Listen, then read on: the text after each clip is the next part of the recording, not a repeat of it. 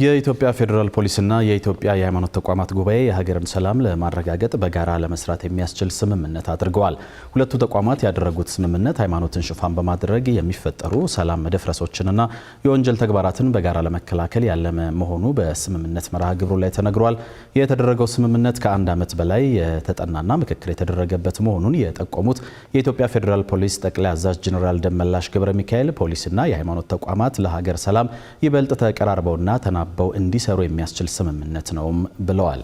አንዳንዴ ችግሮች ሲኖሩ እነዛን ችግሮች ለመፍታት ፖሊስ በሚያደርገው እንቅስቃሴ ማገባው የሚል ነገርም ስለሚነሳ እነዚህም አይነት ነገሮች ለማስቀረትና በአጠቃላይ ሰላማዊ ሀገራችን በሰላሟ ተከብሮ ልማቷ በደንብ አድጎ ህዝባችን ከሀገራችን በሁሉ እንተናዊ መልኩ መጠቀም እንዲችል ዋናው መሰረት ሰላም ስለሆነ ለዚህ ደግሞ ሃይማኖት ተቋማት ትልቅ አጋዥና ባለቤትም ስለሆኑ ከፖሊስ ጋር ስንቀራረብ ስራዎችን ለመስራት ስለሚያግዝ ይሄንን ለማከናወን ታስቦ የተፈጸመ ነው ማለት ነው። ዛሬ የተደረገው ፊርማ ስነ ስርዓት የኢትዮጵያ ሃይማኖት ተቋማት ጉባኤ ዋና ጸሐፊ ሊቀ ትጉሃን ቀሲስ ታጋይ ታደለ በበኩላቸው ስምምነቱ ሃይማኖታዊ በዓላት በሚኖሩበት ወቅት የዜጎች ሰላምና ደህንነት በተጠበቀ መልኩ እንዲከናወን የሚያስችል ከመሆኑም በላይ ሃይማኖትን ሽፋን ያደረጉ ግጭቶችና ብሽሽቆችን ለመከላከል የሚያግዝ መሆኑን ተናግረዋል።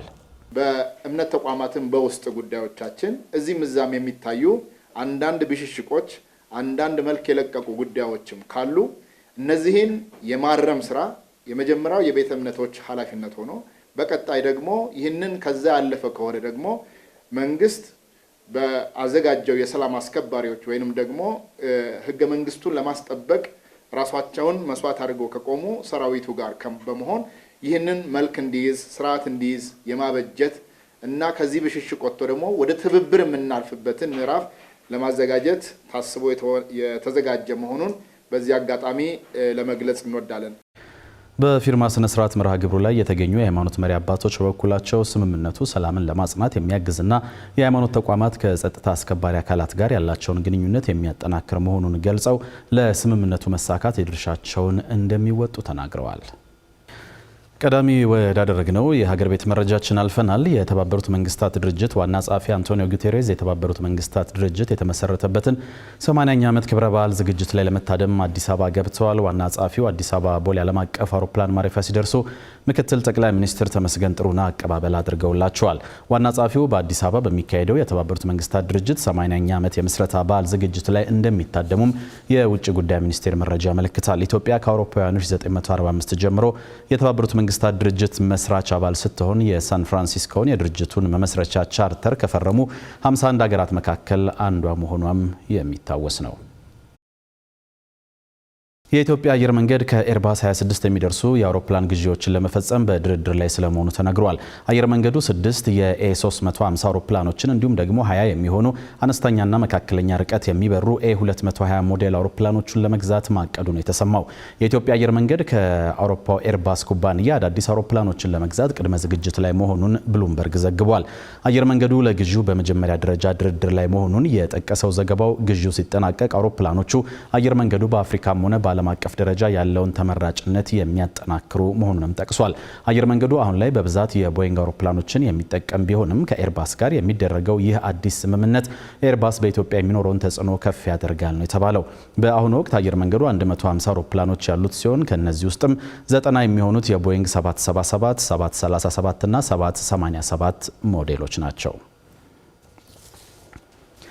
የትምህርት ሚኒስቴር በመጪው የ2019 ዓ.ም የትምህርት ዘመን በራስ ገዝነት ሽግግር መመሪያ መሰረት 60% እና ከዚያም በላይ የሚያስመዘግቡ ዩኒቨርሲቲዎች ወደ ራስ ገዝነት እንደሚሸጋገሩ አስታውቋል።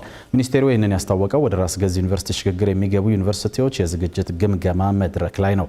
9 የመንግስት ዩኒቨርሲቲዎች በተዘጋጀው መስፈርት መሰረት የራሳቸውን ግለ ግምገማ በማድረግ ሪፖርት ማቅረባቸውን የጠቀሰው ሚኒስቴሩ ሪፖርቱን መሰረት በማድረግም ከዩኒቨርሲቲዎች በተውጣጡ ፕሮፌሰሮችና ሌሎችም ምሁራን ገለልተኛ ግምገማ ለማድረግ ዝግጅት ተጠናቆ ወደ ስራ እየተገባ እንደሆነም ገልጿል። ግምገማው ሲጠናቀቅም ግምገማው ከተካሄደባቸው ዩኒቨርሲቲዎች ውስጥ 60 በመቶና በላይ የግምገማ ውጤት የሚያስመዘግቡ ዩኒቨርሲቲዎች ወደ ሽግግር ሂደቱ የሚገቡ እንደሆነም ተመልክቷል። በዚህም ዩኒቨርሲቲዎቹ ያሉበትን ሁኔታ የሚመለከት የግምገማ ቡድን ወደ ተቋማቱ የሚሰማራ ሲሆን የግምገማ ስራውም ከዛሬ ጀምሮ እንደሚጀመር በመድረኩ ላይ ተገልጿል። ከመጪው 2019 የትምህርት ዘመን ጀምሮ ወደ ራስ ገዝነት ሽግግር እንዲያደርጉ ከሚጠበቁ ዩኒቨርሲቲዎች መካከልም መቀሌ፣ ባህር ዳር፣ ጎንደር፣ ጅማ፣ ሐዋሳ፣ አርባ ምንጭ፣ ሀረማያ እንዲሁም ደግሞ የአዲስ አበባና የአዳማ ሳይንስና ቴክኖሎጂ ዩኒቨርሲቲዎች እንደሚገኙበትም ተነግሯል። ተመልካቾች የምትከታተሉት የአዲስ ነገር እኩለ ቀኑን የሀገር ውስጥ አጫጭር መረጃዎቻችንን ነው። የኢትዮጵያ ሳይንስ አካዳሚ የኢትዮጵያን የዘለማዳዊ የንብ ማነብ ስራ ለማዘመን የምርምር ስራ እየሰራ መሆኑን አስታውቋል። አካዳሚው ይህንን ያሳወቀው በዓለም አቀፍ ደረጃ በዘመናዊ ንብ ማነብ የምትታወቀው ስሎቬኒያ የገንዘብ ድጋፍ ዘመናዊ የንብ ማነብ ዘዴን የሚያሳይ የንብ ቀፎ ፕሮጀክት በኢትዮጵያ የስሎቬኒያ አምባሳደር ክርስቲያና ሬደጅ በተገኙበት ባስመረቀበት ወቅት ነው። በመርሃ ግብሩ ላይ ናገሩት የኢትዮጵያ ሳይንስ አካዳሚ ፕሬዝዳንት በላይ ካሳ ሀገሪቱ ለንብ ማነብ ምቹ የአየር ጠባይና የደን ሀብት እንዳላት ጠቅሰው ልማዳዊ የንብ ማነብ ስራን ማዘመን አስፈላጊ መሆኑንም ገልጸዋል። ፕሬዝዳንቱ አክለውም በስሎቬኒያ ድጋፍ የተጀመረው ይኸው ፕሮጀክት የንብ ማነቡን ስራ ለማዘመን ቅድሚያ ለአርሶ አደሮች ስልጠና ለመስጠትና የሀገሪቱን የማር ምርት ይበልጥ ማሳደግ የሚያስችል መሆኑንም ተናግረዋል።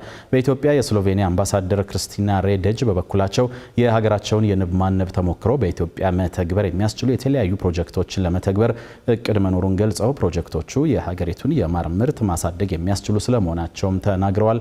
ዜናው የሪፖርተራችን የፍሳ ደሳለኝ ነው። በአዲስ አበባ ከተማ የግል አቤቱታዎችንና የደንብ መተላለፍ የወንጀል ጉዳዮች በማህበራዊ ፍትህ እልባት እንዲያገኙ በየቀጠናው ሽማግሌዎችን የማደራጀት ስራ መከናወኑን የአዲስ አበባ ፍትህ ቢሮ አስታውቋል። የአዲስ አበባ ፍትህ ቢሮ ኃላፊ ተክሌ በዛብህ በተያዘው በጀት ዓመት 9 ወራት ቢሮው በፍርድ ቤት ክርክር ከተደረገባቸው 5030 የፍትሐ ብሔር መዝገቦች 2249 መዝገቦች ውሳኔ አግኝተዋል ብለዋል። ውሳኔ ካገኙት መዝገቦች 2088 መዝገቦችን በማስወሰን ከ7.6 ቢሊዮን ብር በላይ የሚገመት ሀብት በማዳን የህዝብና የመንግስትን ጥቅም ማስከበር መቻሉንም ተናግረዋል። አክለውም 154 ቤቶችን፣ 220 በላይ ሄክታር መሬትና 49 የመስሪያ ቦታ ሼዶችን በክርክር ማስመለስ መቻሉንም ጠቁመዋል። የባህላዊ ዳኝነት ስራም በሙከራ ደረጃ በአዲስ ከተማ ክፍለ ከተማ ተጀምሮ ውጤታማነቱ መረጋገጡን ነው ኃላፊው ጨምረው የተናገሩት።